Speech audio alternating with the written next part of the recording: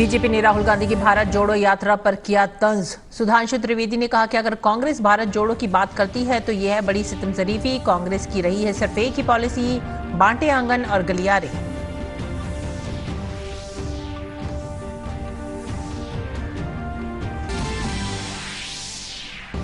बाबा कौम महात्मा गांधी की 75वीं बरसी पर मुल्क पेश कर रहा है सलाम। सदर जमहूरिया, नायब सदर जमहूरिया, वजीर आजम समेत मुतअद्दिद सरकर्दा शख्सियात ने राजघाट पर पेश किया खिराज अकीदत।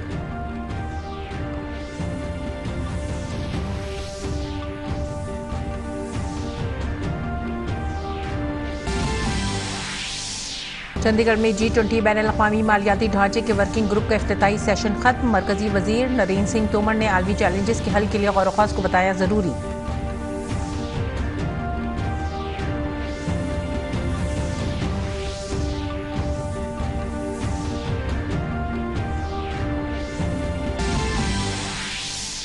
भारत के दौरे पर आए अक़वाम मुत्तहिदा के सदर कसाबा कुरैशी आज नई दिल्ली में वज़ीर ख़ारजा एस जयशंकर से करेंगे मुलाकात। नई दिल्ली में उन्होंने अक़वाम मुत्तहिदा में इत्तेहाद, इस्तेहकाम और साइंस के जरिए हल निकालने पर दिया लेक्चर। आलमी चैलेंजों के वक्त भारत की क़ियादत को बताया अहम।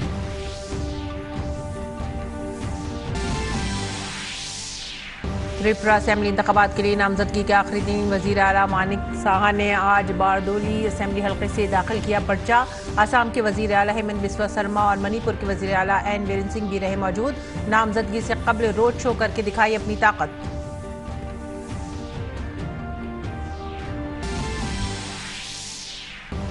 पाकिस्तान के पेशावर में आर्मी यूनिट के नजदीक मस्जिद में धमाका। नमाज के दौरान हमलावर ने खुद को उड़ाया। 28 की मौत, 150 से ज्यादा लोग जख्मी। धमाके के बाद इलाके में इमरजेंसी नाफिज।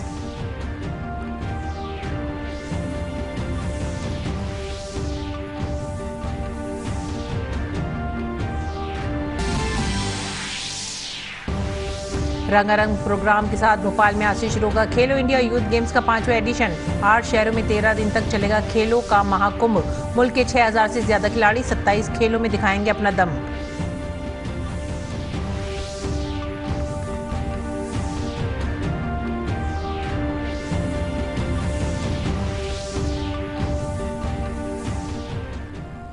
आदाब नाज़रीन, उर्दू खबरों में आप सभी का खैर मकदम है। मैं हूं सादी अलीम। नजर डालते हैं इस वक्त की खास खबरों पर।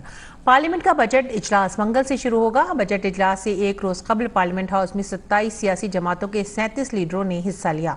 मीटिंग में इजलास को पुरअमन तरीके से चलाने के सिलसिले में बात हुई। इसके अलावा सभी ने उन मसाइल के बारे में हुकूमत को बाखबर कराया जिन मसाइल पर वो बहस चाहते हैं। पार्लियामानी उमूर के वजीर प्रहलाद जोशी ने बताया कि पार्लियामेंट के बजट इजलास को इस बार 2 हिस्सों में तकसीम किया गया है। पहला हिस्सा 31 जनवरी से शुरू होगा जो 13 फरवरी तक चलेगा। इसमें 31 तारीख को इक्तिसादी सर्वे की रिपोर्ट पेश की जाएगी। उसके एक दिन बाद यानी 1 फरवरी को आम बजट पेश किया जाएगा। जोशी ने मजीद कहा कि इजलास का दूसरा हिस्सा 13 मार्च को शुरू होगा जो 6 अप्रैल तक जारी रहेगा। इजलास शुरू होने से कबल हुकूमत ने सभी जमातों से ताउन की अपील की है।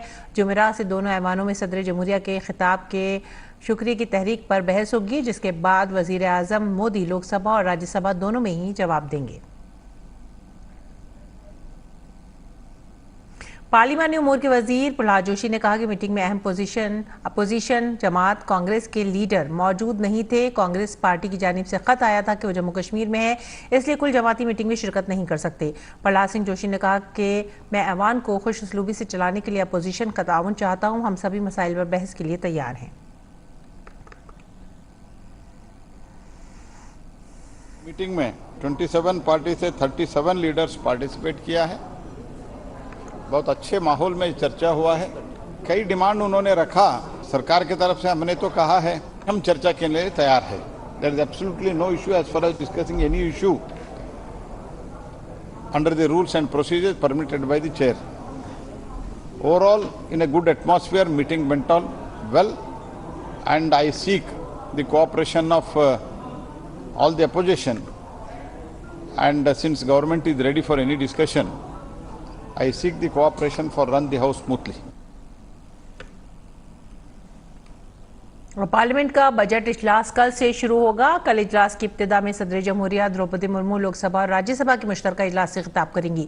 उसके बाद पार्लियामेंट के दोनों ऐवानों में इक्तिसादी जायजा पेश किया जाएगा। फिर आइंदा रोज 1 फरवरी को साल 2023-24 के लिए आम बजट मुल्क के सामने रखा जाएगा। हर बार की तरह इस बार भी बजट इजलास 2 हिस्सों में होगा। बजट इजलास का पहला मरहला 31 जनवरी से 13 फरवरी तक चलेगा और दूसरा मरहला 13 मार्च से शुरू होकर 6 अप्रैल तक चलेगा। बजट इजलास के दौरान 27 मीटिंगें होंगी। ममनून कौम आज बाबाए कौम महात्मा गांधी को उनकी 75वीं बरसी पर खिराज अकीदत पेश कर रही है। महात्मा गांधी की बरसी पर उनकी समाधि राजघाट पर खिराज अकीदत पेश किया गया। उनकी समाधि पर मजहबी दुआया तकरीब का भी एहतमाम किया गया। सदर द्रौपदी मुर्मू ने राजघाट पहुंचकर महात्मा गांधी को उनकी बरसी पर गुलहाए अकीदत नजर किए।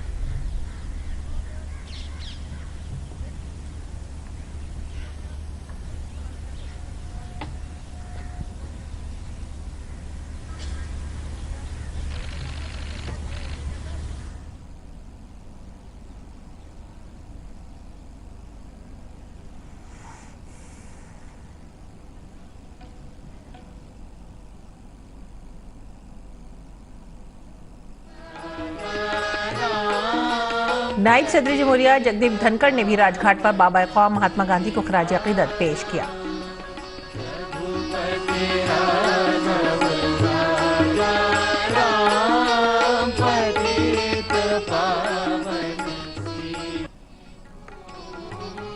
वजीर आजम नरेंद्र मोदी ने भी बाबा कौम महात्मा गांधी की समाधि राजघाट पर उन्हें खिराज अकीदत पेश किया।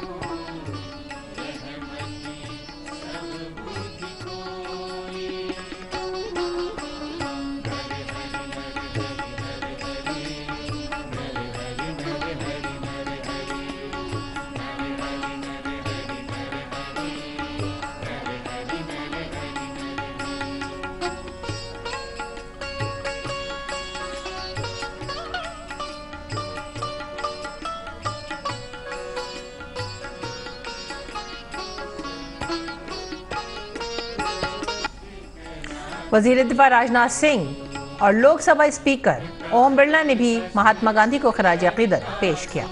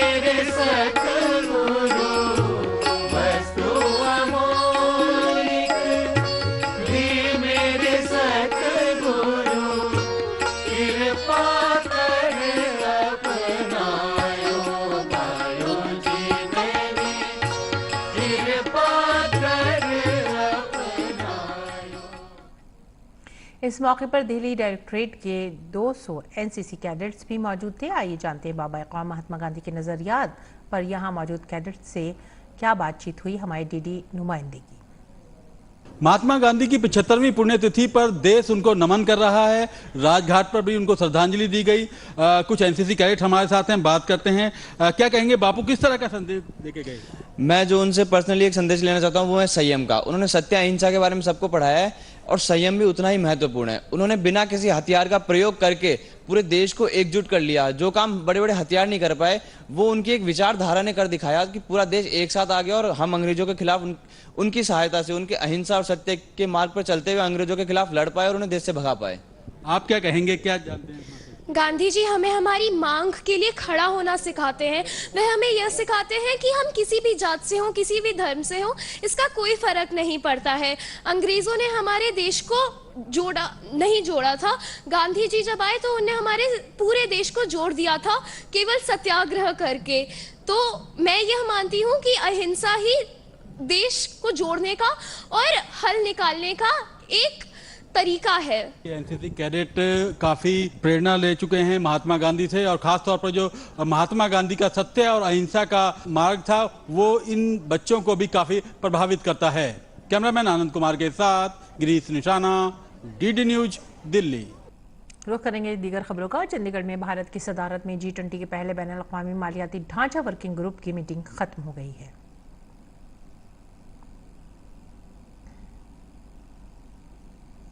मीटिंग के इफ्तिताही इजलास से खिताब करते हुए ज़राअत और किसानों की बहबूद के वजीर नरेंद्र सिंह तोमर ने कहा कि साइंस और इख्तरा से भारत की तरक्की तेजी से जारी है। उन्होंने कहा कि एक कुरियर्स, एक कुंबा और एक मुस्तकबिल की थीम पर भारत G20 की सदारत कर रहा है। इसके अलावा G20 के तहत भारत के तनों को जानने का मौका मिलेगा।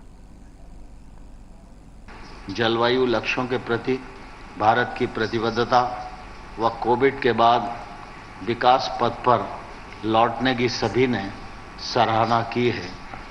विज्ञान व नवाचार से भारत का विकास तेजी से हो रहा है। ये दोनों भारत के भविष्य के साथ गहराई से जुड़े हुए हैं। हमने डिजिटल सार्वजनिक बुनियादी ढांचा बनाने के लिए प्रौद्योगिकी का लाभ उठाया है। वैश्विक स्वास्थ्य देखभाल में वित्तीय समावेशन, धारणीय ऊर्जा की ओर गमन में हमारा उल्लेखनीय योगदान रहा है और विकास की जन केंद्रितता हमारी राष्ट्रीय रणनीति का आधार है। यह वही दर्शन है जो G20 की अध्यक्षता का विषय एक पृथ्वी, एक परिवार और एक भविष्य को रेखांकित करता है। मरकजी वजीर नरेंद्र सिंह तोमर ने अपने खिताब में कहा कि आलमी चैलेंजेस के तस्फिये के लिए गौर ख्वास जारी है। उन्होंने कहा कि हमारा मुल्क जमहूरियत और कसीर जहती के लिए पुरअज़्म है। आज दुनिया अनेक जटिल चुनौतियों का सामना कर रही है। जिन चुनौतियों का सामना किया जा रहा है वे वैश्विक प्रकृति की हैं और इनके लिए वैश्विक समाधान की ही आवश्यकता है। इसलिए विश्व समुदाय को आज वैश्विक रूप से समन्वित नीतियों तथा कार्यों की ओर अधिक जोर देने की आवश्यकता है। बहुपक्षवाद में नए सिरे से विश्वास करने की भी आवश्यकता है। लोकतंत्र और बहुपक्षवाद के लिए पूर्णतः प्रतिबद्ध हमारा राष्ट्र न केवल बहुआयामी विकास को प्रदर्शित करने के लिए तैयार है बल्कि सार्वभौमिक रूप से मान्य शक्ति भी प्रदर्शित करने के लिए तैयार है। मरकजी वजीर ज़राअत ने किसानों से मौजूदा हालात और चैलेंजेस को समझने की अपील की। उन्होंने कहा कि ज़राअत के शोबे में जो इख्तराअत हो रही हैं किसानों को उनसे मुंसलिक होना चाहिए। ज़राअत के वजीर ने कहा कि किसानों की बहबूदी के लिए मोदी हुकूमत पुरअज़्म है। वर्तमान परिस्थितियां और चुनौतियों को हमें समझना चाहिए। कृषि के क्षेत्र में जो नवाचार हो रहे हैं, जो तकनीक की आवश्यकता है उस तकनीक से जुड़ना चाहिए और सबसे ज़्यादा ज़रूरत है कि आने वाले कल की जो पीढ़ी है वो कृषि क्षेत्र में रुके और उस तरफ आकर्षित हो। इसके लिए इंफ्रा बनाने के लिए और तकनीक का प्रयोग करने के लिए हमको आगे बढ़ना चाहिए। और मैं विश्वास दिलाना चाहता हूँ कि किसानों की बहबूदगी के लिए, किसानों की मदद करने के लिए, किसानों के हितों की चिंता करने के लिए मोदी सरकार प्रतिबद्ध थी, है और आगे भी रहेगी।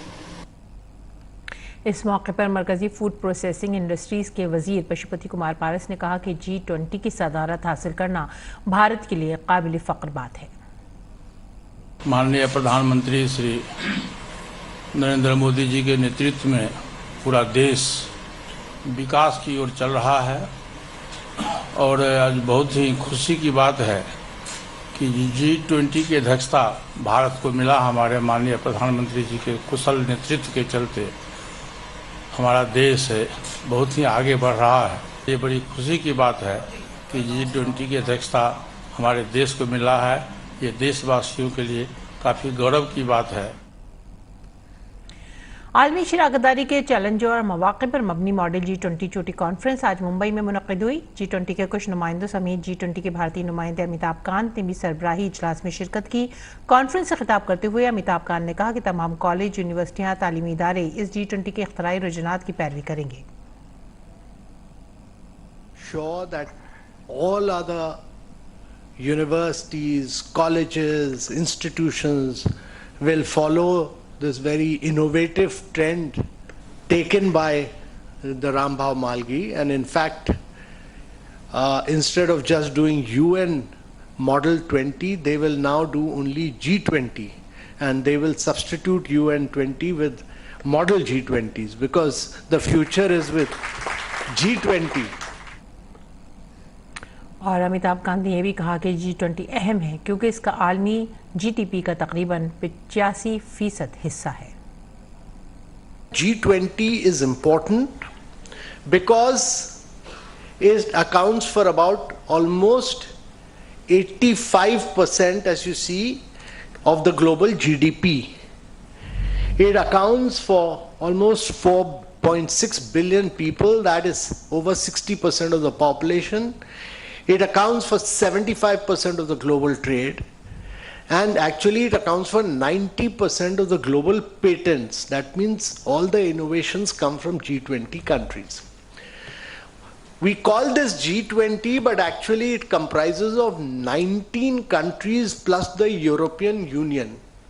And European Union comprises of a lot of countries, so actually there are 43 countries represented in the G20.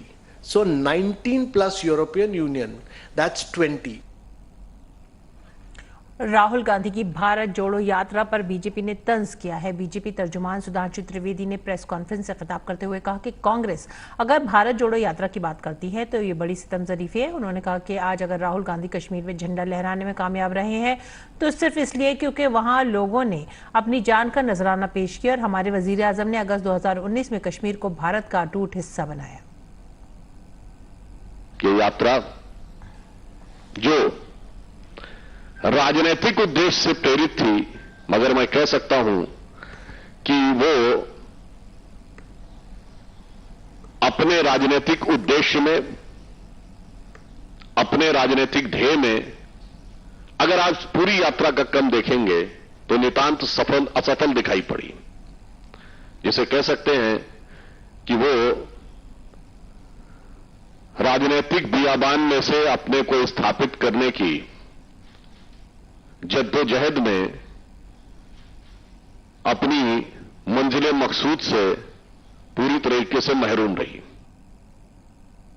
Congress की इस यात्रा में एक नहीं मुतादिद मौके पर नफरत के बयान दिए गए। उन्होंने कहा कि उनकी एक ही पॉलिसी रही है, बांटे आंगन और गलियारे, बांटे मंदिर और गुरुद्वारे, गांव-गांव और खेत-खेत में तुमने जात पात की बात की और एक वोट की खातिर तुमने मुल्क की बुनियाद को तकसीम कर दिया। India has always been a staunch supporter of the United Nations. Home to 1/6 of humanity, India's leadership on global challenges and her strong voice in multilateral affairs have been exemplary. An independent India have been intertwined since the perspective. अक़वाम मुत्तहिदा की general assembly के 77वें इजलास के सदर कसाबो कुरैशी ने आज नई दिल्ली में वज़ीर ख़ारजा डॉक्टर एस जयशंकर से मुलाकात की। अक़वाम मुत्तहिदा की जनरल असम्बली के 77वें इजलास के सदर कसाबो कुरैशी भारत के 3 रोज़ा दौरे पर हैं और गुज़िश्ता साल सितंबर में सदर बनने के बाद ये किसी भी मुल्क का उनका पहला दौरा है। नई दिल्ली में उन्होंने अक़वाम मुत्तहिदा में यकजहती, अमन, इस्तेहकाम और साइंस के जरिए हल तलाशे जाने पर लेक्चर दिया। उन्होंने कहा कि आलमी चैलेंजों के वक्त भारत की क़यादत अहम रही है और भारत अक़वाम मुत्तहिदा के अमन मिशन में सबसे ज़्यादा फ़ौजियों की मदद करने वालों में से शामिल है। कसाबा कुरैशी सदर UNGA। और आगे बढ़ेंगे अगली खबर की तरफ। वजीर खारजा डॉक्टर एस जयशंकर ने आज कोरियाई वजीर खारजा पाक जिन के साथ टेलीफोन पर बातचीत की। अपने ट्वीट पैगाम में उन्होंने कहा कि आज सुबह कोरिया जमहूरिया के वजीर खारजा पाक जिन के कॉल का शुक्रिया अदा करता हूँ। हमारे बाहमी रवाबित और सिफारती रिश्तों के क़याम की 50वीं सालगिरह पर बात की। G20 वज़राए खारजा की मीटिंग के लिए भारत में उनका खैर मकदम करने के लिए तैयार। वजीर खारजा डॉक्टर एस जयशंकर ने आज हिंद जर्मन पार्लिमानी दोस्ती ग्रुप के नुमाइंदा वफ़द से भी मुलाकात की। मीटिंग में यूरोप, इंडो पैसिफिक और इंडिया की G20 सदारत पर खासतौर से तबादला ख्याल किया गया। और त्रिपुरा के वजीर आला मानिक साहा ने आज बारदोली असेंबली नशिस्त से पर्चा नामजदगी दाखिल कर दिया है। इस दौरान असम के वजीर आला हेमंत बिस्वा शर्मा और मणिपुर के एन बीरेन सिंह भी मौजूद रहे। नामजदगी से कबल मानिक साहा ने रोड शो करके अपनी ताकत भी दिखाई। बीजेपी के रियासती सदर राजीव भट्टाचार्य भी इस मौके पर मौजूद रहे। वजीर आला मानिक साहा के सामने कांग्रेस ने आशीष कुमार साहा को उम्मीदवार बनाया है। ख्याल रहे कि त्रिपुरा में 16 फरवरी को असेंबली इंतखाब के लिए पोलिंग होनी है, जिसके लिए नामजदगी की आज आखिरी तारीख है। त्रिपुरा की 60 असेंबली नशिस्तों में से बीजेपी 55 सीटों पर इंतखाब लड़ रही है। वहीं बीजेपी की इत्तेहादी जमात IPFT 5 सीटों पर इंतखाब लड़ रही है। TMC के 22 असेंबली हल्कों के उम्मीदवार भी आज पर्चा नामजदगी दाखिल करेंगे। अगली खबर, पाकिस्तान में एक मस्जिद में जबरदस्त बम धमाका हुआ है। पेशावर के इलाके पुलिस लाइंस में पीर की सपहर एक मस्जिद में धमाका हुआ। इलाके में धमाके की आवाज दूर तक सुनी गई। मालूमात के मुताबिक इस धमाके से भारी नुकसान की खबर है। मीडिया रिपोर्ट के मुताबिक धमाके में 17 अफराद हलाक जबकि 83 अफराद जख्मी हुए हैं। मरने वालों की तादाद में मजीद इजाफा भी हो सकता है। रिपोर्ट के मुताबिक बम धमाके से मस्जिद की छत गिर गई। इत्तला के मुताबिक हमलावर ने नमाज के दौरान खुद को धमाके से उड़ा लिया। इस दौरान एक पुलिस एहलकार ने बताया कि धमाका इतना जोरदार था कि इमारत का एक हिस्सा मुनहदिम हो गया और कई अफराद उसके नीचे दबे होने के खदशे में हैं। कई लोगों की हालत तशवीशनाक बताई जा रही है। इस धमाके के बाद इलाके में इमरजेंसी भी नाफिज कर दी गई है। इस वक्त पाक फौज ने इलाके का मुहासरा कर लिया है। बताया जा रहा है कि जहां धमाका हुआ है वहां आर्मी यूनिट का दफ्तर भी मौजूद है। मीडिया रिपोर्ट्स के मुताबिक पेशावर की मस्जिद में धमाके की आवाज 2 किलोमीटर दूर तक सुनी गई।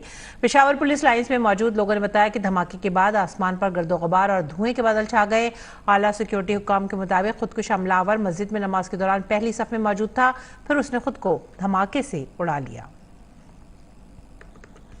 ईरान का रुख करेंगे। ईरान में गुज़िश्ता 24 घंटे में दूसरा बड़ा हमला हुआ है। ईरान के ट्रकों के काफिले पर फिजाई हमला किया गया है। इस बार शाम इराक सरहद पर ट्रकों के काफिले को निशाना बनाकर हमला किया गया है। इत्तला के मुताबिक तैयारे से ईरान के 6 ट्रकों पर बम गिराए गए हैं। इससे कबल इतवार को ईरान के शहर अस्फहान में एक फौजी अड्डे पर ड्रोन हमला किया गया था। शामी और दीगर अरब मीडिया के मुताबिक शाम इराक सरहद पर अलकायम क्रॉसिंग के करीब नामालूम तैयारे ने ईरानी ट्रकों के काफिले को निशाना बनाया। तुर्क सदर रजब तय्यब एर्दोगान ने खदशा जाहिर किया है कि तुर्की स्वीडन के साथ बढ़ती हुई कशीदगी के दरमियान स्वीडन से पहले फिनलैंड को नेटो में शमूलियत के लिए अपनी रजामंदी दे सकता है। उन्होंने कहा कि तुर्की अपने पड़ोसी स्वीडन के बगैर फिनलैंड को नेटो में शामिल कर सकता है। सदर एर्दोगान ने कहा कि फिनलैंड के हवाले से ऐसा फैसला किया जा सकता है कि स्वीडन भी इस पर हैरान रह जाए। स्वीडन और फिनलैंड दोनों ने गुज़िश्ता साल रूस के यूक्रेन पर हमले के बाद नेटो में शमूलियत के लिए दरख्वास्त दी थी।